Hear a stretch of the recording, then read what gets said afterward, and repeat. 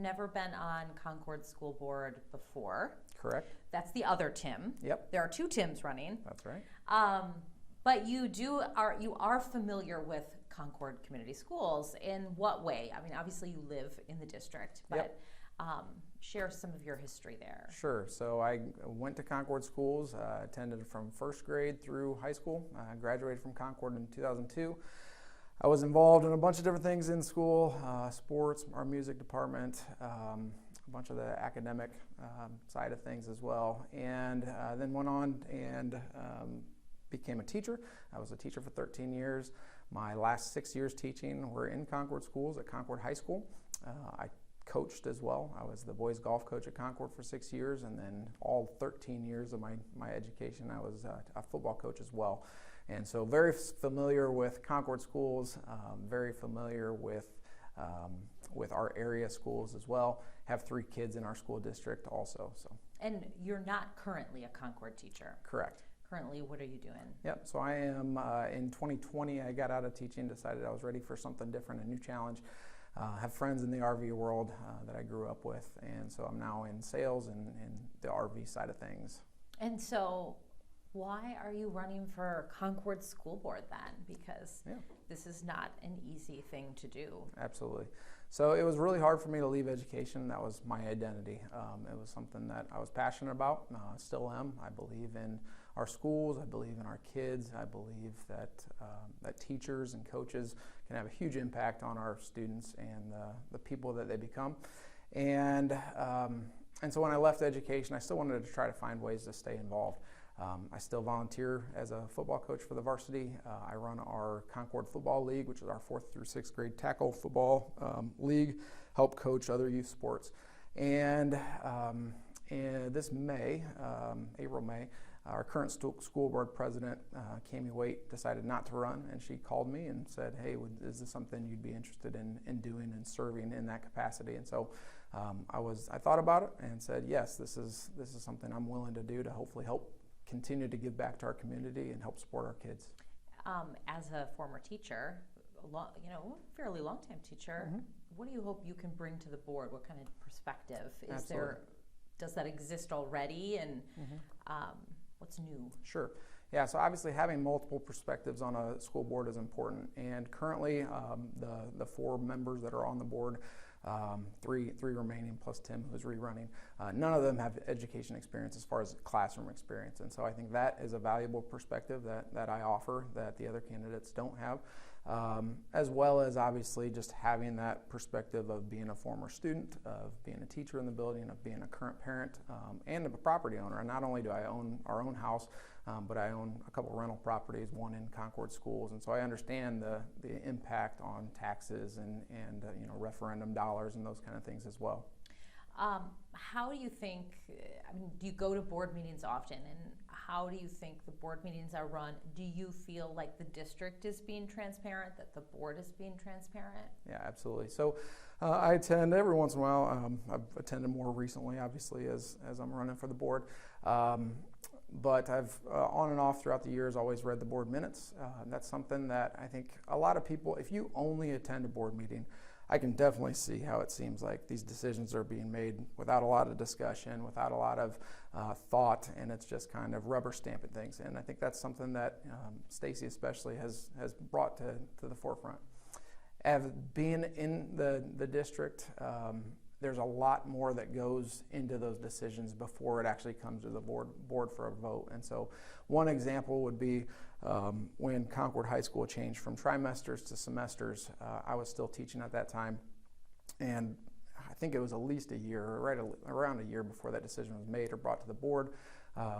We started having discussions, and I was a part of that first group. There was teachers on the committee, there was parents on the committee from the community, there was administrators. We brought in an outside source to kind of that expert on semester scheduling versus trimesters, the pros, cons, and so on.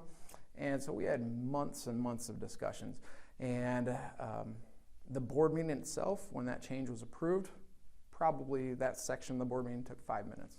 Our administrator presented to the board, said these are the pros, these are the cons, this is why we are recommending this change. the board had a really short discussion and it was approved. And so if all you see is that snippet, you think, man, what happened? We just made this huge decision with no discussion. But in reality, that was months and months of work. And that is how all the big decisions are going to be made on the board. So yes, I believe that Concord is open, is honest. I believe that our school board, our administrators are willing to talk and have discussions with stakeholders, parents, community members, about anything that they may have a concern about. What about Concord's finances? You know, as a board member, you will be essentially sort of like the gatekeeper of the district's finances, overseeing, you know, how those are run and the decisions that, you know, the administrators make. Yeah. How is the district doing, in your opinion?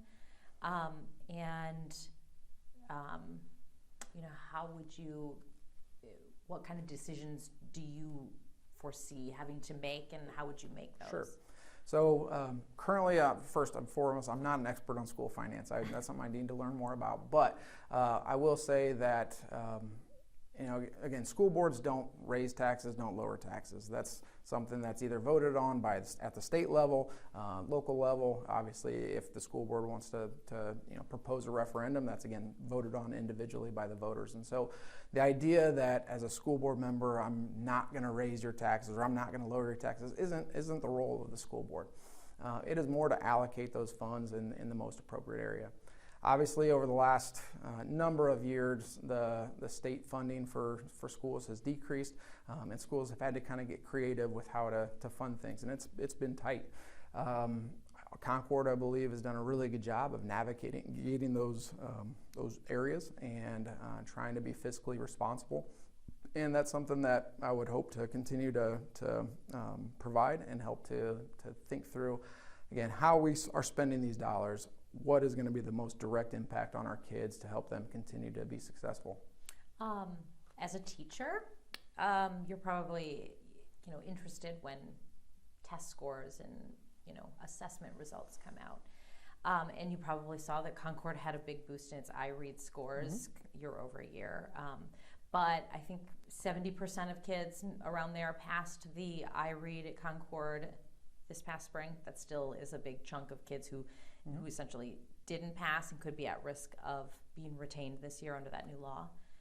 Any ideas for how the district might be able to reach more of those students and help get them across the finish line as well? Yeah, absolutely. So in the spring of 2023, Concord passed 70.8% of students in iRead. In 24, we were 77.8%, so a 7% increase year over year. The state average increase in that time was 0.6%, so it went from 81.9 to 82.5 or somewhere in that range. So we greatly closed that gap on the state average. Some of the things that we've done and I think have been successful, and obviously that huge jump in 1 year is a big factor for it, but we have literacy coaches throughout the district. We started giving the iRead assessment to second graders as well as third graders to help identify students who might need some additional help in that transition year. We have a phonics program that we've implemented from kindergarten all the way up that seems to be doing a really good job, and we actually at our last board meeting had a good news, and those kids came in and kind of presented to the board how they worked through some of that stuff. And so while we're not there, and we have a huge room for growth to help get all those kids over the hump, we are, I think, heading in the right direction, and we are doing the right things. Your competitor is running on a platform of, you know, more parent choice. You're a parent at Concord. Do you feel like you have choice and that you have a say? Yeah. So I would say, obviously, Indiana has school choice as a part of our state law, and so if a parent wants to move their kids to another district, they're able to do that. And so that's a huge parent choice, whether that's to a private school or another public school. And again, there's lots of ways that parents can get involved in the schools, whether that's volunteering in classrooms, whether that's being involved just in community events and so on. I think our school board is more than willing to talk through issues with parents, and that's something that I would definitely be open and honest about. And that's something that I think hopefully through my campaign thus far, I've been able to do that with people, whether that's on my Facebook group, whether that's phone calls, whether that's just talking to people in the community. And so Yeah, I think parent choice is great, but I also think it needs to be an agenda that is for all parents and not just a narrow, this is what I believe and this is the only thing that should be taught in schools. It's something that we have a diverse student population, we have a diverse parent population, and so providing access to everybody, and that's something that I believe in. Your competitor has acknowledged that she is, I should say one of your competitors has acknowledged she is in Purple for Parents. You posted on your Facebook page a long post about your concerns about that group. Mm-hmm. Can you share some of those concerns now and maybe what you think that voters and viewers should know? Sure. Yeah, so coming into this, I knew of Purple for Parents. I knew they were fairly extremist group that kind of, again, said parent choice and it's parents' responsibility to teach their kids values, and it's not the school's responsibility to teach anything besides academics. Really last week I got on their website, Purple for Parents website, and read their mission statement and watched some of the videos that they've put out through their own YouTube channel and whatnot, and was really shocked and concerned by some of the stuff that they're putting out there. We're running for Concord Community School Board. We're not running for the National Board of Education. We're not running for President or Senate or House of Representatives. And some of their concerns might be legitimate on a national level and in some other communities. But ultimately what I asked was, do you believe that Concord Community Schools is trying to indoctrinate our children with these views? Do you believe that Concord Community Schools is not being transparent or does not have our kids' best interest in mind? Do you believe that Concord Community Schools is trying to teach our kids one of the things I talked about, I used to be a health teacher, and I talked about how I believe in more of a traditional health education curriculum, not only teaching abstinence. Abstinence is great. I practice that. I teach that in my life. I'm a Christian. I'm a believer. But not everybody is, and kids need to be informed. They need to have facts-based education in all subject matters. And so I believe in teaching not only abstinence and the benefits of that, but also if you're going to choose to have sex, then these are how you can have safer sex and how the potential consequences and so on. Monday, the president of Purple for Parents, which Stacy is the assistant executive director for Purple for Parents in Indiana, responded to my Facebook post, and essentially she called me a pervert because I believe in actual health education. She said that our students are going to become prostitutes because they're educated. They're not going to be able to control themselves because they have education. They're going to have gender identity crisis because they've been educated. And this is the group that we're talking about. And so on most of my posts, when I'm talking about the differences between Stacy and I'm not trying to attack her, but I'm trying to inform viewers, and I'm trying to say, if you believe this, by all means vote for Stacy. But if you don't, then you should vote for me. And I think Tim Yoder has very similar beliefs as I do, and so you should vote for us. When we talked to her, she had concerns that there was a trickle down, essentially, of an agenda that kind of made its way into our public schools, and that teachers themselves didn't even know that they were a part of it. And that some of it comes from the teachers union, and that some of it comes from the federal government and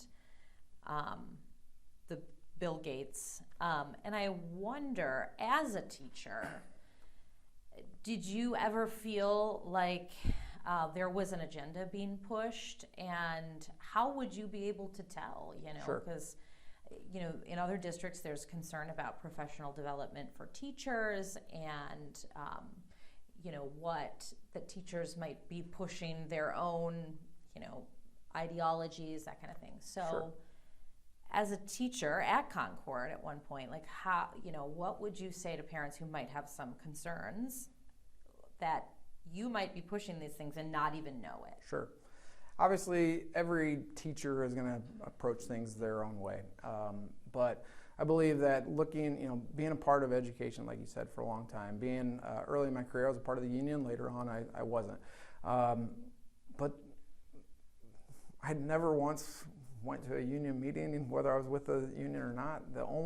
In my life, and again, this is just personal experience, in my life, the only thing that our union did was help negotiate contracts, which I would argue teachers are very vastly underpaid.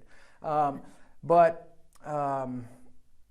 it's something that, again, most of the subject matter that I taught either had a small department that we worked through our curriculum with, or sometimes it was just myself. And sure, there might be a teacher here or two that is going to kind of give their slant maybe a little more than they should. Absolutely, we're not perfect. But rather than looking at the 0.1% of the bad apples that are out there, and every profession and every walk of life has those people that make bad decisions. Let's look at the majority and let's look at the whole. And I think Concord as a whole is trying to do things the right way. We're trying to set up a curriculum that is facts-based. We're trying to set up to streamline that curriculum to have more consistency from one grade to the next, and even within one grade, so that teachers are teaching the same curriculum, whether that's math, English, social studies, science, whatever the case may be. And then teachers have always, they're professionals. Teachers have a master's degree or a bachelor's degree or a licensed teacher, and they understand the difference between trying to push their beliefs or ideology as opposed to facts-based education. And again, let kids make decisions when they are age-appropriate decisions for them. Purple for Parents, for a lot of people, brings up book banning. Mm-hmm. Where do you stand on what happens when a parent brings a book to the attention of the board and doesn't want it, in the school library or in the curriculum? How would you handle that? Sure. Differently or the same as your competitor? Yeah. So one of the things that, when it comes to books, obviously, the first thing to do is to have people, a group, form and kind of review the book's content and say, is this appropriate or is this not? Again, whether it's for high school, junior high, middle school, so on. Next, and then whether that's a consensus or not, it's to bring a recommendation to the school, to the library, and potentially to the board if we can't have agreement on that. Most of that, I believe, should be done and is done at the school level. It's not necessarily a board decision. If there's some major controversial thing, then absolutely the board can help make a decision. But I think the way Concord has handled this, there's been one or two books that they've looked at, maybe a few more, I don't know. But essentially what they've said, especially for those ones that are really kind of controversial, say, hey, let's put this book behind the librarian's desk. To check it out, you have to have parent consent. And I believe that's a very fair assessment. The idea that Purple Parents projects is that these books are pornographic. Maybe they are, maybe they aren't. It's 2024. If a kid wants to look at pornography, they're not going to the school library and checking out a book. They're going to get on a phone, they're going to get on a computer. I mean, it's so above and beyond what's normal and rational. And so I think it's such a small issue that is becoming a huge issue because they're making it one. I think one of her arguments is taxpayer dollars shouldn't be paying for these books even to be in the library. Sure. It might be behind the librarian's desk, but our taxpayer dollars are paying for that. How would you respond to that? Absolutely. So, first of all, the books we already have already been paid for. There's no going back there, right? Let's figure out how to deal with those. In the future years, when we're buying new books, again, we can do a little more assessing before a book is purchased, and that's maybe fair, and that's a good idea to do. Again, I don't think probably those books that are behind the desk are probably almost never getting checked out, and so maybe they are a waste of dollars. But again, that money is spent, and so let's do a better job moving forward, figuring out books that are good and appropriate for our schools and our kids. And I'll also say that all of those books, all of those dollars are such a drop in the bucket in the big scheme of things. If Concord today got a grant or funding, an extra $1 million, that's a lot of money, that's great. Well, if you wanted to help pay teachers more, we have 320 teachers in our district. It's about $3,000 per teacher, which I'm sure they would love to have, but we're talking $1 million. It's not funding a school system for a year or something like that. And so, $25 for this book and $25 for that book is absolutely nothing. So let's really focus on the things that matter. School safety. Mm-hmm. Is Concord doing a good job with school safety? Yeah, I think so. So Concord established the Concord Police Department a few years ago, and I think they do a great job not only of keeping kids safe, but of supervising, of educating, of hopefully breaking down some of the barriers between police and certain groups and demographics. Our guys are great and very relational with the kids.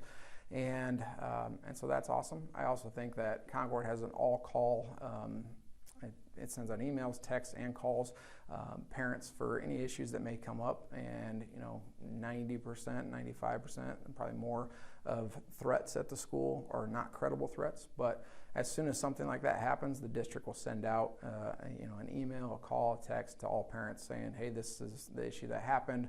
And so that's something that I think we've done a good job of and will continue to do. Is there anything final that you want to leave with viewers or voters?